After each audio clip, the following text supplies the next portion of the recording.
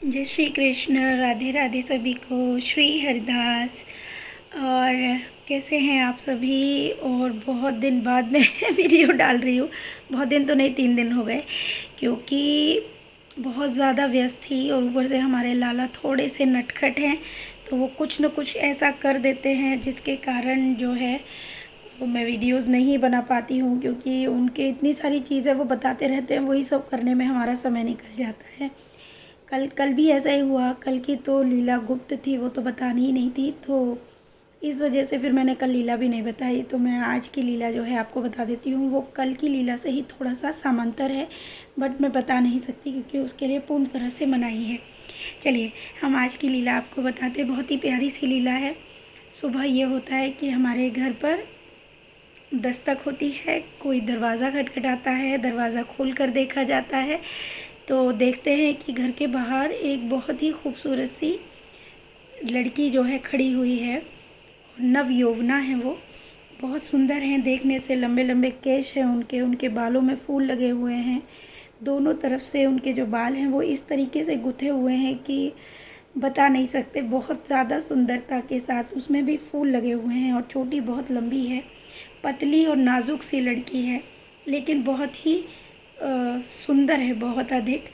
उसका जो रंग है वो पहले से श्वेत नहीं है, वो थोड़े से सांवले से रंग से रिलेट कर रही हैं। सांवला भी नहीं कहेंगे आप, गेहुआ रंग बोल सकते हैं। गेहुआ रंग है लड़की का। उसने पैरों में पायल पहनी हुई है, लहंगा पहना हुआ है, चोली डाली है। दुपट्टे को इस कदर से लिया हुआ है कि शरीर को आप नहीं देख सकते हैं, इतने सुंदर तरीके से जो है वस्त्रों को पहना हुआ है। और आकर वो सेविका से कहती है कि मैं ना तुमसे मिलने आई हूँ। तो सेविका कहती लेकिन मैं तुमको नहीं जानती हूँ, कौन हो तुम? तो वो अपना नाम नूतन बताती है। तो सेविका कहती है पता नहीं ये कौन है। तभी सेविका मुझे आवाज़ देती है कि दिव्या देखो हमारे घर पे कोई आया है। तो मैं कहती हूँ कि मुझे बाज़ार जाना है, मैं कुछ काम के लिए जा रही हूँ, तुम देख लो जो भी आया है उनसे पूछ लो, कोई कार्य हो तो बता देना। ये बात करके मैं निकल जाती हूँ और सेविका उससे बात करने लगती है। वो उनको अंदर रूम में लेकर आती है, सोफ़े पे बिठाती है, लेकिन वो बहुत ज़्यादा शर्मा रही है। तभी अचानक से सेविका देखती है कि बिहारी जी आ गए हैं। उधर से कान्हा जी चलकर आ रहे हैं। सेविका ये देखकर बहुत अचंभित हो जाती है और कान्हा जी कहते हैं ये कौन है, किससे बात कर रही हो तुम? तभी अचानक से कान्हा जी पीछे की तरफ लौटकर बाहर निकल जाते हैं। सेविका उनके पीछे भागती है और कहती है कि अरे आप बाहर क्यों आ गए? तो बोले ये कौन है, किससे बात कर रही हो तुम? तो वो बोली ये नूतन है, हमारे घर आई है। अभी तो मैं उससे बात ही कर रही थी, शायद वो आपके दर्शन के लिए आई होगी, उसको भी आपके दर्शन करने हैं। तो कान्हा जी मुस्कुराते हैं। उनकी मुस्कुराहट में एक ऐसी हंसी है जो बहुत नटखट वाली होती है। सेविका समझ ही नहीं पाती है। वो कान्हा जी उससे कहते हैं अच्छा जाके पूछो ज़रा नूतन किस लिए आई हैं, ज़रा जाके पूछो। तो कान्हा सेविका अंदर जाती है। वे कहती है अच्छा ये बताओ कि तुम क्यों आई हो, तुमने अभी बिहारी जी को देखा क्या? नूतन जो है मना कर देती है नहीं मैंने नहीं देखा। तो वो कहती क्या तुम दर्शन करना चाहोगी?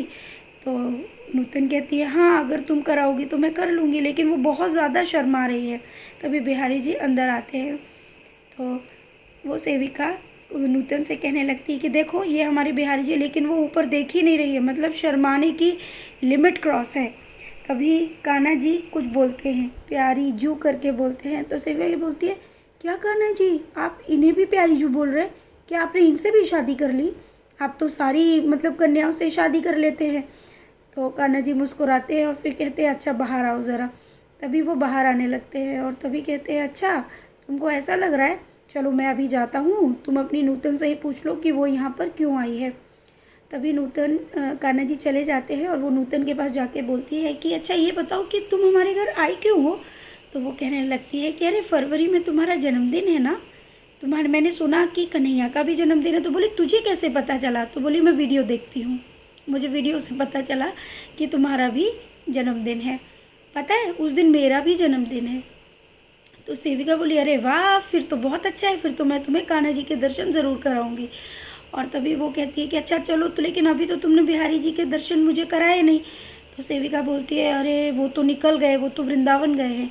तो वो बोली चलो हम भी चलते हैं वृंदावन। तो बोली कि ठीक है मैं भी ना उनकी गाड़ी के पीछे लटक के चलते हैं। तो बोले लटकने की क्या ज़रूरत है, मैं अपना बग्गी लेकर आई हूँ। बोले तू बग्गी लेकर आई है? सेविका उससे ऐसे ही बात कर रही है क्योंकि उसके हम उम्र में ही वो है। तो वो नूतन जो है बग्गी निकालती है, बग्गी उसकी अचानक से नीचे आती है और सेविका उस पर बैठती है। लेकिन सेविका जब उस पर बैठती है तो उसको बहुत जानी पहचानी वो बग्गी लग रही है। उस पर एक पैर जो नूतन है उसने आगे रखा है, एक पैर पीछे रखा है और दो घोड़े हैं जिसको वो एकदम इतने अच्छे से चला रही है। लेकिन उसको एक ही एहसास हो रहा है कि जब मैं पहले आई थी, जब मैया ने मुझे बग्गी में बिठाया था, तब तो वो हवा में उड़ रहा था, लेकिन ये तो सड़क पे चल रही है। तो वो उससे बोलती है कि मुझे लग रहा है कि मैंने ना तुम्हारी ये बग्गी देखी है। तो नूतन बोलती है, अरे अरे मेरी बग्गी सिर्फ मेरे पास है, तुमने कहाँ देखी होगी? वो बोले, नहीं मुझे लग रहा है मैं बैठी हूँ। बोले, नहीं नहीं तुम्हें ऐसे ही आभास हो रहा होगा। करते करते उनकी जो बग्गी है वो कान्हा जी की गाड़ी से भी आगे निकल जाती है। और तभी वो कहती है, देख हम ना बताएंगे नहीं कान्हा जी को कि हम बग्गी में जा रहे हैं, जल्दी से हम पहुंच जाते हैं। और वो वृंदावन मंदिर के बाहर खड़े हो जाते हैं और तभी वो देखते हैं कि बिहारी जी जो है चल कर जाते हैं और अपने श्री विग्रह में वैसे ही बांसुरी का स्टाइल बना के खड़े हो जाते हैं। तो तभी सेविका कहती है कि चलो हम दोनों ना छिप जाते हैं और कान्हा जी को पता नहीं चलेगा, फिर सरप्राइज़ देंगे। तो उधर से श्री विग्रह से आवाज़ आती है कि बाहर निकल आओ, मैंने तुमको देख लिया है सोना। तो सोना बोलती है कि अरे आपने मुझे कैसे देख लिया, मैं तो छिपी थी ना। तो कान्हा जी बोले, अरे तुम्हारी बग्गी मेरी गाड़ी से आगे थी तो कोई भी पागल समझ जाएगा कि तुम मुझसे पहले ही मेरे मंदिर पहुँचे हो। तो बोली, अरे हमने तो ध्यान ही नहीं दिया। बोला, तभी तो कहता हूँ कि तुम पागल हो। तभी वो कहते हैं, तो कान्हा जी उसको पास बुलाते हैं सेविका को और कहते हैं, इधर आओ, मेरे पास आओ, तुम्हें पता है नूतन कौन है? बोले, नहीं मैं नहीं जानती हूँ। वो तुम्हारी मैया है, लेकिन आज वो भेष बदल कर आई है क्योंकि वो तुम्हारा दिल जो है टेस्ट करना चाहती है। बोले, क्या टेस्ट करना चाहती है? वो देखना चाहती है कि तुम किस किस को दर्शन करा सकती हो। और तुमने ना एक बार भी ये नहीं बोला, तुम बार बार यही गा रही हो मेरा जन्मदिन है, कन्हैया का जन्मदिन है, लेकिन तुमने एक बार भी ये नहीं कहा कि मैया तुम्हारा भी जन्मदिन है। इसीलिए मैया जो है भेष बदल कर आई है, उनको बहुत दुख हो गया है, लेकिन अभी तुम बताना मत, अब तुम उनको जाके मनाओ बस, ठीक है? अब कैसे मनाओगी? तभी ये बात सुनकर सेविका को बहुत रोना आता है, वो रोने लगती है और अपना सर पटकने लगती है दीवार पे और अपने आप को थप्पड़ मारती है और कहती है कि मुझसे ये कैसे गलती हो गई कि मैं अपनी मैया को भूल गई, मैंने ये पाप कर दिया। तो कान्हा जी बोलते, देखो ऐसी हरकत मत करो, वो मान जाएंगी, मैं बोल रहा हूँ ना, तुम जाओ, नहीं तो उनको पता चल जाएगा कि मैंने तुमको बता दिया है, जाओ उनको जाके मना लो। तो सेविका ऐसे ही रूप बन मतलब नॉर्मल होके जाती है और कहती है, अच्छा नूतन बताओ अब कहाँ जाना है? तो बोले, चलो मेरे साथ चलो। तो नूतन उसको निधि वन तक लेकर जाती हैं। जब निधि वन में वो एंटर करते हैं तो पीछे से सेविका उनके घाघरे को पकड़ती है क्योंकि घाघरा काफ़ी लंबा चौड़ा है। तो सेविका जब घाघरा पकड़ती है तो नूतन मतलब पीछे की तरफ देखती है कि ये मेरा घाघरा पकड़ के चल रही हो गई, तू चल ना, थोड़ा जल्दी जल्दी चल ना। लेकिन सेविका के मन में बार बार सिर्फ माफ़ी की बातें चल रही है और वो माफ़ी मांगती जा रही है और नूतन भी ऐसे दिखा रही है जैसे कि उसको बिल्कुल भी कुछ नहीं पता है, लेकिन मैया सब समझ रही है कि क्या भाव चल रहा है। करते करते तभी आगे जाके मैया कहती है, मैं यहाँ पे रुकती हूँ, तो जब तक घूम कर आ। तो सेविका जाती है और वो देखती है कि वहाँ पर हरिदास जी की एक समाधि है। जो समाधि है वो गोबर से लिपी हुई है, कच्ची समाधि है और उसके ऊपर भी लिखा हुआ है श्री कुंज बिहारी श्री हरिदास। और साथ में जो श्री विग्रह हरिदास जी के जो गोरे वाले हैं वही छोटे रूप में उस पर बैठे हुए हैं, बकायदा मतलब साक्षात बैठे हुए हैं उस समाधि पर। और उनकी गोद में हमारी लाडली श्यामा जी बैठी हुई हैं छोटे से रूप में, और वो पद गा रहे हैं और उस पद को लाडली जी जो है सुन रही है।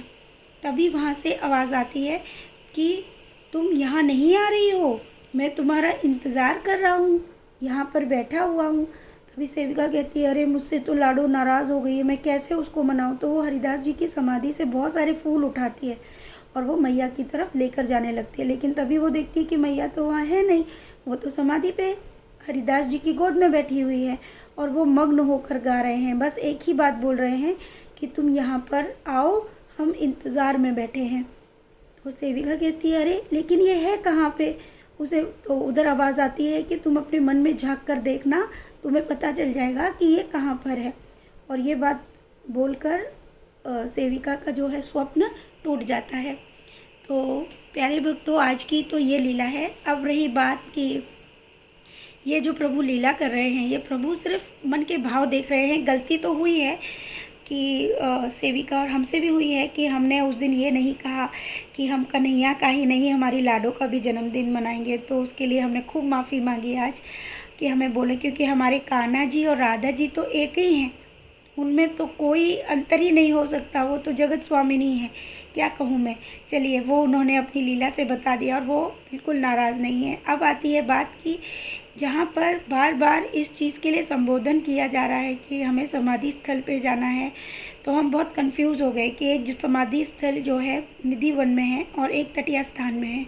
लेकिन जब सेविका को मैंने बोला कि वो तटीय स्थान है या फिर निधि वन है, तो उसका कहना है कि वो निधि वन में मैं गई ज़रूर थी, लेकिन वो वहाँ पर वो समाधि है ही नहीं, क्योंकि वो समाधि गोबर से लिपी हुई है, बहुत ही छोटी समाधि है और कच्ची है।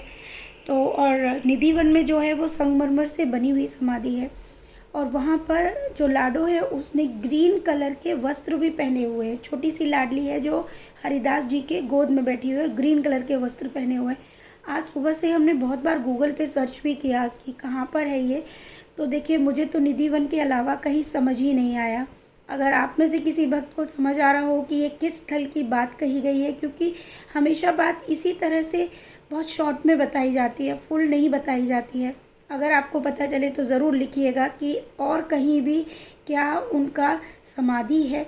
लेकिन उनकी जो समाधि है, उन्होंने बोला भी कि ये उनकी स्थिर मतलब स्थित मतलब क्या बोलते हैं, एक ही जगह जहाँ पर वो पूर्ण रूप से पद गाया करते थे, वही समाधि स्थल की बात की गई है। तो जिन्हें भी पता हो वो ज़रूर बताइएगा। और इस लीला का जो ज्ञान है, ज्ञान ये है कि जब हम बहुत अधिक प्रेम करते हैं अपने प्रिया प्रीतम से, हमारे लाला लाली से, तो हमें उनमें समानता रखनी चाहिए। जैसे कि हमसे त्रुटि हुई है, आप वो त्रुटि न करें, ठीक है। दूसरा तो देखिए, लीला ही स्वयं में भागवत जी है, मैं क्या बोलूँ। इसके लिए अब तक आपने जितनी लीलाएं सुनी हैं, वो सारी की सारी लीलाएं जो है स्वयं में भागवत है। स्वयं में आप उनके अध्यायों के बारे में पढ़िए, जानिए, गौर करिए, आपको सब समझ आ जाएगा कि प्रभु ने उसे अपने स्वरूप और अपने रूप के अनुसार हम तक पहुंचाई है। लेकिन हाँ, अब आप सब पूछ रहे थे कि हमें कौन सी भागवत पढ़नी चाहिए, तो हम ये भागवत ही तो पढ़ रहे हैं। इन लीलाओं से जो ज्ञान आपको प्राप्त हो रहा है, वही ज्ञान भागवत में भी प्राप्त होता है, जो यहाँ पर आपको प्राप्त हो रहा है।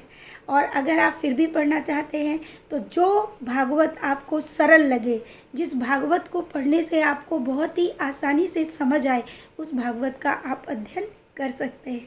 यही इस लीला का भी ज्ञान है।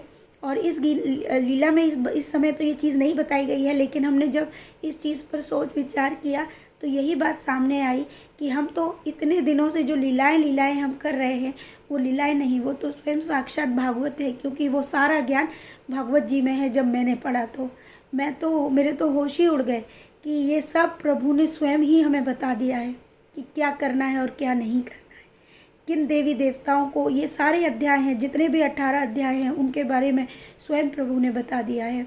और आगे क्या होता है वो भी पता चलेगा, देखते हैं। तो खूब सारा प्रेम आप सबको। राधे राधे।